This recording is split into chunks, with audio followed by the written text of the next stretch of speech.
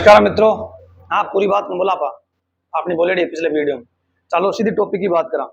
हम पढ़ रहे थे सभ्यता। सभ्यता के अंदर हमने अब तक क्या क्या पढ़ लिया था? हमने कालीबंगा सभ्यता पढ़ ली, गणेश्वर सभ्यता पढ़ ली, और इसके अलावा छोटी मोटी जैसे रंगमहल पढ़ ली, पीलीबंगा पढ़ ली। ये सभ्यता हमने पढ़ ली थी। इनके अंदर गणेश्वर, काली और बंगा, गणेश्वर और कालीबंगा दो मोस्ट इंपोर्टेंट सभ्यता थी। अब हम तीसरी ताम्रकाल की सबसे इंपोर्टेंट सभ्यता, जिसको आहड़ सभ्यता कहा जाता है, उसके ऊपर जाते हैं। तो सर जी तो बताया जाएगी सारी इंपोर्टेंट है। अब है जगह है भाई, लेकिन भी क्यों पाए। अब अगर बात करें हम आहड़ सभ्यता की, तो इसका कैसे पता चलेगा ये इंपोर्टेंट है? इसका पता दो चीजों से चल जाएगा। देखो, ऐसा कोई पेपर नहीं है जिसके अंदर आहड़ सभ्यता से प्रश्न नहीं पूछा गया है। और जो टीचर आ रहा पेपर में तो रेल बना रखी है, सेकेंड ग्रेड में, फर्स्ट ग्रेड में, थर्ड ग्रेड के अंदर पीटीआई के नाम को, सीटी सीनियर सेकेंडरी, पटवारी, वीडियो, एओ, फॉरेस्ट गार्ड, हर एक पेपर के अंदर आहड़ सभ्यता से प्रश्न पूछा गया है। यानी हमें इसको अच्छी तरीके से पोस्टमार्टम करना है इसका, यानी एक एक चीज को हमें इसको पकड़ना है। चलो पहली बात, आहड़ सभ्यता है कड़े। आहड़ सभ्यता है कड़े। पहली चीज है कि आहड़ सभ्यता कहां पर है? तो आहड़ सभ्यता है धूलकोट उदयपुर के अंदर। कहां है आहड़ सभ्यता? धूलकोट उदयपुर के अंदर। तो पहली चीज तो ये कंप्लीट हो गई कि भी सभ्यता है कहां पर, वो तो पता चले। तो ये है धूलकोट में, और ये धूलकोट कहां पड़ता है? ये पड़ता है उदयपुर में। कहां पड़ता है? उदयपुर में। यानी हमारी जो पहली सभ्यता है वो है आहड़ सभ्यता, और उसका जो स्थान है वो है धूलकोट उदयपुर। पहली चीज कंप्लीट हो गई। उसके बाद क्या, जितनी बड़ी सभ्यता होगी वैसे नाम मिलेंगे। तो इस सभ्यता को भी 2 या 4 5 नाम मिले हैं, और ये नाम हमें पढ़ने, यानी इसके अन्य नाम कि भी इसको क्या क्या नाम मिले। तो बात तो सही है कि इसको क्या क्या नाम मिले हैं। तो नंबर 1 इसको जो नाम मिला है वो है इस सभ्यता का कि जिस स्थान पर मिली है उसी स्थान के आधार पर इसको नाम दिया गया है धूलकोट सभ्यता। यानी पहला नाम इसको क्या मिला है? धूलकोट सभ्यता। यहां तक तो मेरे हिसाब से कोई दिक्कत नहीं होगी। बोल हाँ कोई दिक्कत नहीं सर, धूलकोट सभ्यता नाम मिली हो।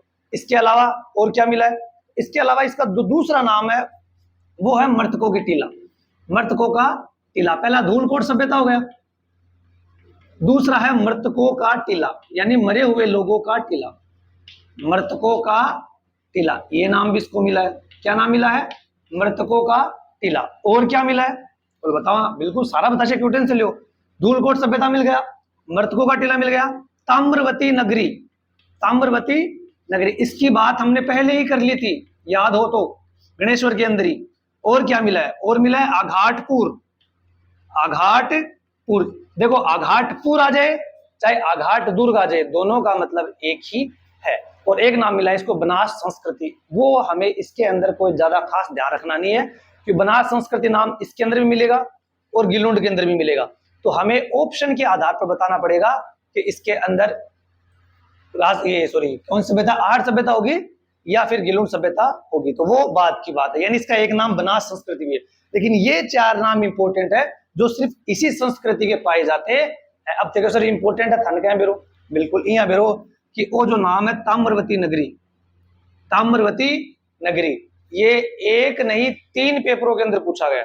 अब देख लो, इससे ज्यादा इंपोर्टेंट क्यों हो कि ये एक ही प्रश्न 3 पेपर के अंदर रिपीट हो चुका है। और धूलकोट सभ्यता जो है ये एक ही प्रश्न 2 पेपर के अंदर रिपीट हो चुका है। और ये तो शायद सेकंड ग्रेड में भी आया हुआ है 2023। हाँ, सेकंड ग्रेड 2023 के अंदर भी आया हुआ है। तो अब इससे पता चलता है कि ये कितने इंपोर्टेंट। अब ये 2 आगे तो ये भी तो आ सकते हैं, ठीक है ना। तो ये 4 इसके उपनाम है। तो पहला काम तो क्या हुआ कि हमने इसके जो उपनाम है उनको तैयार कर लिया। एक झंझट मिटो, बोला हाँ सर एक झंझट तो मिटो, नाम तो तैयार हो गया। आगे चलो, फिर नाम तैयार हो गया तो नाम तैयार है, मक्की की बात करा पा वो सर माने के विरोध थे, बताओ। बिल्कुल बताशा। नाम तैयार होने के बाद हम चलेंगे नदियों की तरफ कि इसके अंदर नदी कौन सी है। मोस्ट इंपोर्टेंट है भाई, ध्यान रख लियो, मोस्ट इंपोर्टेंट है नदी। इसके अंदर जो नदी है उसका नाम है आयड़ या बेणच। आयड़ या बेणच नदी। अब देखो सर जी एक ही को नहीं याद हो थे, 2 लिखा रहे हो। देखो बात यह है कि जो स्टार्ट में जब नदी निकले तो इसको नाम हुआ आयड़, ठीक है। फिर राजसमंद से निकले, अब हम जब उदयपुर के अंदर प्रवेश करे बड़े को नाम आयड़ से चेंज हो गया बेणच पड़ जाए। तो सर जी मैं कौन सो याद रखा? अब आपा याद रख जो पेपर में सी भी पेपर में नहीं भी अपन के मतलब है भी पेपर में नहीं आ रही कोई चीज भी अपन कोई मतलब नहीं, हमें उसी चीज से मतलब है जो पेपर के अंदर आ रही है। पेपर में अगर हम देखें तो हमें आयड नाम कहीं पर भी नहीं मिला है। जहां भी आप पेपर देखोगे वहां पर आपको नाम मिला है बेणच नदी। यानी अगर आप क्वेश्चन उठाओगे पेपरों के अंदर तो आप साफ साफ देखोगे दो पेपरों में इससे क्वेश्चन आए हैं, दोनों के अंदर यही पूछा गया है कि बेणच नदी, एक तो पीटीआई में है, रीड 3rd ग्रेड के अंदर है पिछली बार 2023 के अंदर। इनके अंदर जब इस प्रश्न को देखा गया है तो यही चीज देखी गई है कि इसमें प्रश्न पूछा गया है बेणच नदी तथा इसके आसपास की नदियों, बेणच नदी तथा इसके आसपास की जो नदियां हैं उन नदियों के संगम पर बनी हुई सभ्यता कौन सी है। तो कौन सी है? आहड़ सभ्यता। यानी हमें कौन सा याद रखना है? हमें याद रखना है बेणच, हमें ये याद रखना नहीं है। 1% और तैयार हो?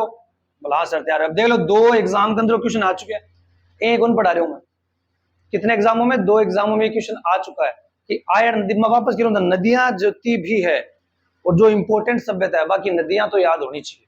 जैसे कालीबंगा होगी, गणेश्वर होगी, इमा आहड़ होगी, लोयुगीन में अलग होगी, रेड होगी, 20 हिसाब से, ठीक है। तो आहड़ सभ्यता जो है, इसकी जो नदी इससे निकल रही है उसका नाम है बेणच नदी।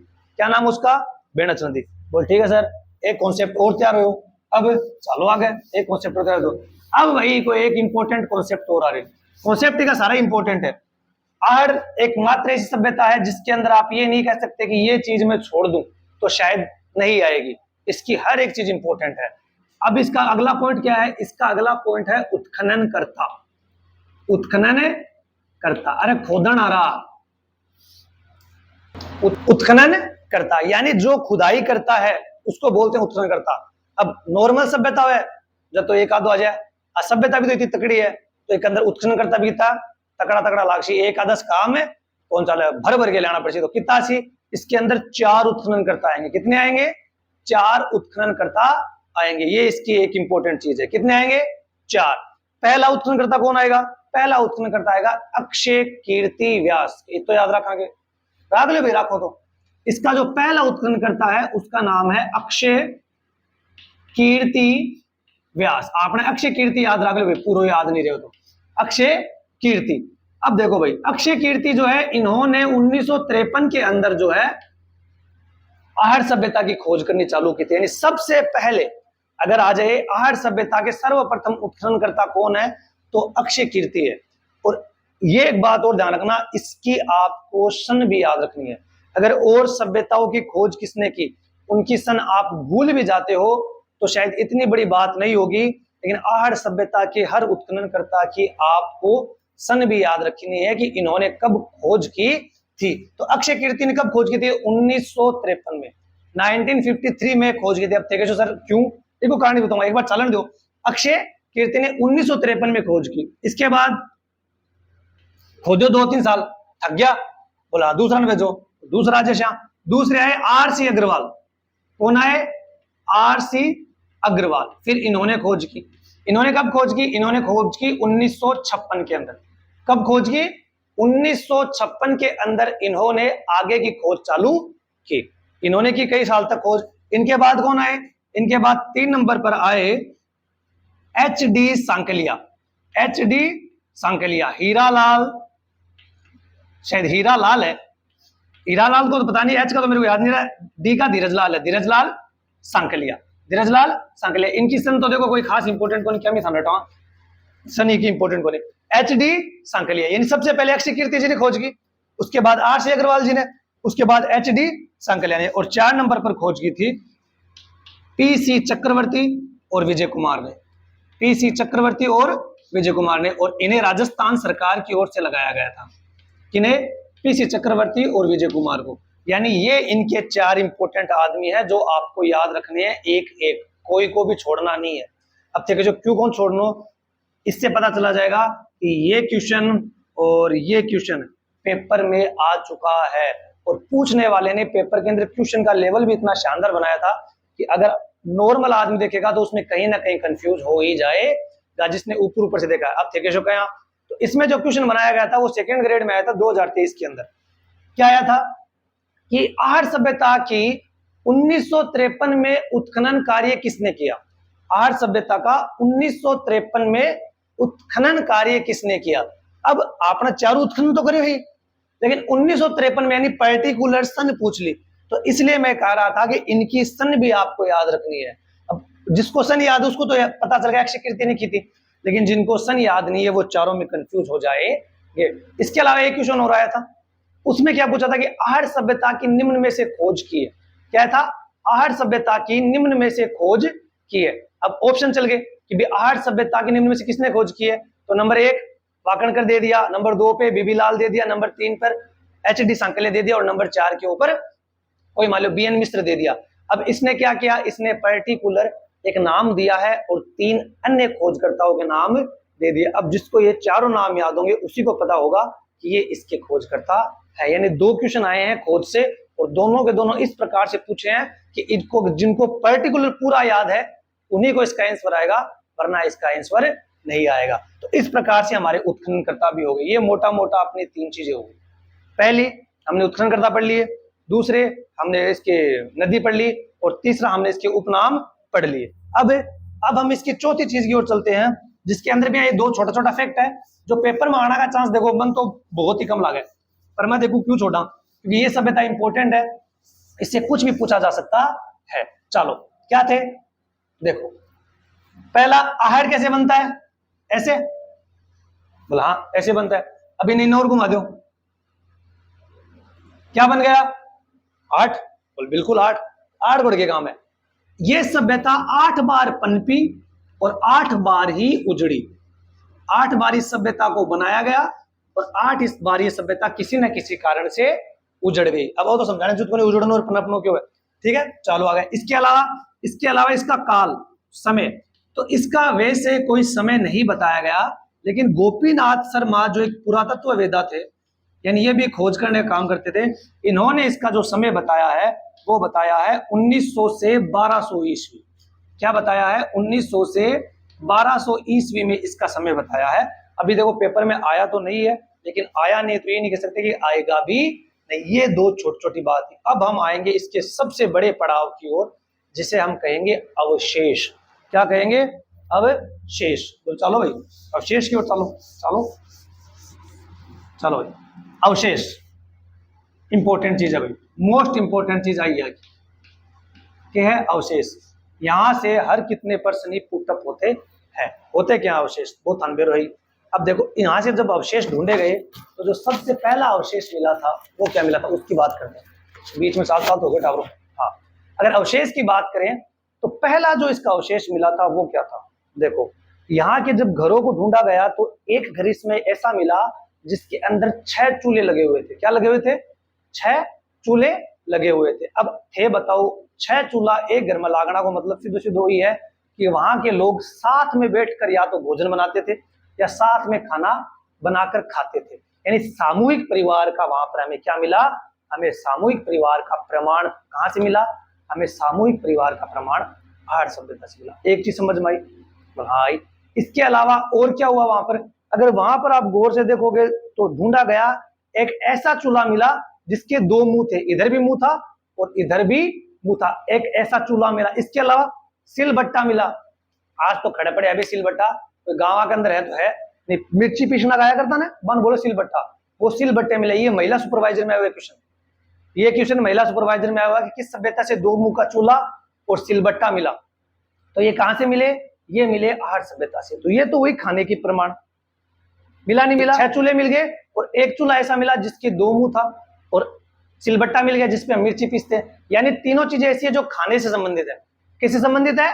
खाने से संबंधित। अब थे बताओ, थे खाना बनाओगा, रोटी बनाओगा तो भी के लिए अनाज भी तो चाहिए हो। हाँ सर अनाज तो चाहिए हो। अगर अनाज चाहिए हो तो बिन कोई टंकी में भी तो रखोगा। हाँ रखूंगा भाई। तो यहाँ पर अनाज रखने की टंकी भी मिली। क्या मिली? अनाज रखने की टंकी भी मिली, जिसे गोरे व कोटे कहा जाता है। अब गोरे व कोटे मिले, खड़े गोरे व कोठे मिले, बिना टेंशन लेने की बात को नहीं। क्या क्यों जाए? गोरे व कोटे भी कहा जाता है। अब ये दोनों पर्सन पेपर के अंदर सीधे सीधे आ चुके हैं कि गोरे व कोटे किस सभ्यता से संबंधित है। आहड़ में अनाज रखने की कोठरी को क्या कहते थे या टंकी को क्या कहते थे? तो उसको कहते थे गोरे व कोठे। दोनों चीज समझ में आई? दोनों खाना संबंधित है, याद रख लियो, ठीक है। दोनों खाना संबंधित है। आहड़ 2 मुंह का चूल्हा, सिलबट्टो छह चूल्हा, सामूहिक परिवार तो ज्यादा रोटी बनानी पड़ती, रात रोटी बनानी, अनाज और अनाज रखना कोठिन के कह दिया, अनाज रखना कोठिन कह दिया, गोरे व कोठे। एक अवशेष कंप्लीट हो, आ दोनों से क्वेश्चन ऐड हो गयो। आगे चलो सर, आगे क्या मिलो, आगे मिला यहां से एक जलपात्र, क्या मिला, जलपात्र, ई टाइप्स। एक बड़ी बात है, ये था बिना हत्थे का, किसका था, बिना हत्थे का, बिना हत्थे का जलपात्र मिला। बोले इनके बड़ी बात है सर जी, बिना हत्था को जलपात्र मिलो। अरे आजकल कौन देखे फिल्म के अंदर भाई यहाँ पकड़ा बड़ा बड़ा गिलास सब पकड़े रबाने पकड़ के चाय चुई पिया करे, बिन बोला हत्थों हैंडल, तो बिना हैंडल का यहाँ से क्या मिला, जलपात्र मिला। तो इन बड़ी बात की तो मिल गया वो, टूट गया वो, बोलना टूटे को नहीं।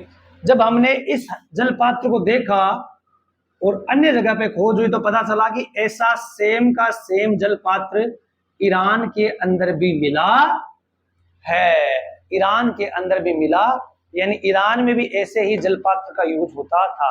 तो इससे अंदाजा लगाया गया कि ईरान जो सभ्यता है वो और आहड़ सभ्यता, इन दोनों का कोई न कोई संबंध था। एक चीज और अपनी कंप्लीट हुई। बोल ठीक है, अब हो सके कि ए हटे भेजा हुआ जलपात्र या उसका आहड़ भेजा हुआ, वह अलग बात है। इसके अलावा मिले मृद भांड। बोले इम क्या बड़ी बात है, इनमें बड़ी बात है टाबरो, बहुत बड़ी बात है, बहुत ज्यादा बड़ी बात है, इंपोर्टेंट से भी इंपोर्टेंट बात है। बोल क्या बात है सर, इसी यहां से मिले मृद भांड। मृद भांड यानी बताया दो मिट्टी का बर्तन। यहां से जो मृद भांड मिले उनका रंग था लाल और काला। बोले उज्जू अभी क्या बड़ी बात है, ये बड़ी बात ऐसे है कि जो यहाँ से मृद भांड मिले थे लाल और काले रंग के, वो बहुतायत में मिले थे, यानी बहुत ज्यादा संख्या में मिले थे, बहुत ज्यादा संख्या में मिले थे। यानी इस जब आहड़ को खोजा गया तो यहाँ से लाल और काले रंग के मृद भांड मुख्यतः बहुत ज्यादा संख्या में मिले थे। इस कारण से इसे मृद भांडों का लाल और नीले, इसकी काली की बात कर रहा हूं, केंद्र भी कहा गया। क्या कहा गया, केंद्र भी कहा। यानी अगर क्वेश्चन ये आ जाए पेपर में, और आ जाए ही नहीं, ये क्वेश्चन पेपर में आया हुआ है जो अब मैं बोल रहा हूं कि लाल और काले रंग के मृद भांडों का केंद्र कौन सी सभ्यता थी, तो कौन सभ्यता थी, आहड़ सभ्यता थी। ये पेपर में क्वेश्चन आया हुआ है एज इट इज की लाल काले रंग के मृद भांडों की सभ्यता कौन सी थी। और एक ये पूछा गया कि आहड़ सभ्यता किस प्रकार के मृद भांडों से संबंधित है, तो लाल और काले। तो इंपोर्टेंट हो को नहीं हो, इंपोर्टेंट हो ना, तो ये चीज ने यहाँ पकड़ना है, क्या पकड़ना है कि लाल और काला, रेड और ब्लैक, आर बी, रेड और ब्लैक कलर के जो मृद भांड है वो हमें कहां से मिले हैं, वो हमें आहड़ सभ्यता से मिले हैं। अब तक कोई दिक्कत है, दिक्कत है ना, तो आंख बंद करो अठे, अभी बीच में वीडियो रोक के तुरंत समराइज कर लो कि अपने क्या अवशेष मिले, अपना आप ही दिक्कत दूर हो जैसी। ठीक है, आगे चलना, क्योंकि देखो वीडियो लंबा बनाना कोई मतलब नहीं, एक चीज 4 बार 5 बार रिपीट कराऊं भी कोई मतलब नहीं, वीडियो था करने थे आराम से देख सको। आगे चलो, फिर से बात करते हैं आहड़ सभ्यता की। अर्थ कोई दिक्कत को नहीं कि भैया अपने मृद भांड अवशेष से मिल गया। आगे चलो, ये मिल गया, इसके अलावा और क्या मिला सर, और भी मिलियो के, तो वो बताओ, पहले छोटी छोटी चीज की बात कर लें। इसके अलावा क्या मिला, इसके अलावा यहां से मिला एक टेराकोटा पद्धति से निर्मित बुल, यानी सांड, आपकी भाषा में सांड। टेराकोटा क्यों है, अरे कुछ ही को नहीं हुआ, अपनी माटी होने जगह क्यों है, माटी से गड़ा बनावा है भैया, माटी जगह खिलौना बनावा है, बिन बोला टेराकोटा। ए बेको नहीं अंग्रेज आपकी जान में बस अलग अलग शब्द काट दिया, चीज भाई है, रिश्ता वही, सोच नहीं। कहना मतलब कि आपने जो माटी और स्लेटी भी से जो आप बनावा है, बिना बोला टेराकोटा। ठीक है, तो टेराकोटा पद्धति यानी टेराकोटा से, मिट्टी से इन्हें एक बुल बना हुआ मिला, जिसे इन्होंने नाम दिया, क्या नाम दिया, बनासियल बुल। क्या नाम दिया, बनासियल बुल। अर्थ कोई दिक्कत, अर्थ तक तो कोई दिक्कत नहीं। एक चीज हो रही, ये पूछा जा सकता है कि बनासियल बुल कहां से प्राप्त हुआ, हालांकि आज तक ऐसा प्रश्न आया नहीं है। और कोई का बात, गोपीनाथ शर्मा जी ने यह भी बताया कि यहाँ से चावल के और जवार के अवशेष मिले, लेकिन आ बात कोई खास कौन, इन नोट्स में भी लिखने की कोई जरूरत कौन। इसके अलावा और कोई खास बात, बिल्कुल खास बात, इसके अलावा यहाँ पर शव दफनाए गए। क्या दफनाए गए, शव। बोल सर जी सारे दफनाए जाओ शव, तो कोई बड़ी बात है कि बोलना, बड़ी बात तो नहीं, शव तो दफनाया भी जावे, जड़ाया भी जावे। लेकिन यहाँ पर शव दफनाए गए। बोले इन खास बात, इस शव को दफनाने में खास बात ये थी कि इसका सिर हमेशा उत्तर दिशा में रखते थे। कहाँ रखते थे? अब सिर उत्तर दिशा में, तो पैर कहाँ हो जाएंगे?